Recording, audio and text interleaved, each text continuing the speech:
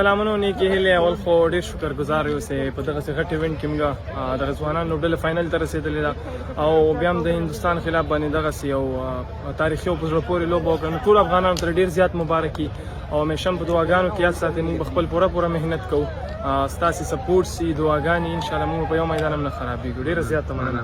واقعا ولا ډېره ښه لوبه وله او ټول افغانانو ته مبارک وي. ډېره غټه لوبه وله، سیمي فاینل لوبه وله انډیا سره. نو همدغه راز دغه لوبغاړي همدغه ټیم تاسو په دعاګانو باندې دغه ځای ته راغی، سیمي فاینل موږ ګټو. نو یو میچ بل موږ ته پاتې دی انشاءالله.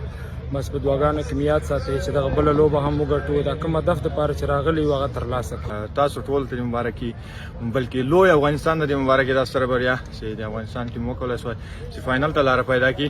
نو د دعاګانو په هیله چې فاینل هم ټول اتلان سره لوی افغانستان ته لرو او تاسو دعاګانې موږ ډېر اړتیا لرو او دعاګانو په هیله مننه.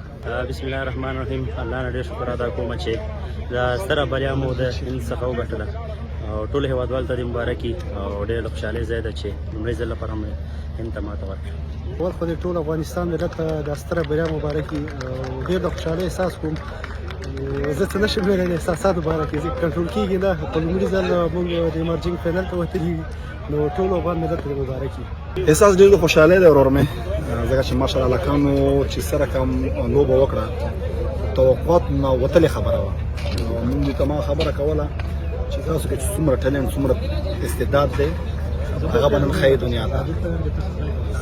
ماشاءالله ډېر زبردست هم په بیټینګ کې هم په بالینګ کې سپیشل په فیلډینګ کې، ځکه تاسو بهتره معلوم وو چې دغه رن چې وو دغه بال د بیټ دپاره ډېر ښه راته خو ګټي به فیلډینګ او الحمدلله هر چا ته چې بال ورغلی دی ښه رن آوټ کړی، ښه کیچ نیولی دی. د دې وجه وه چې هغه ټیم ورک ښکارېده او الحمدلله چې ابدالیان کامیاب شو.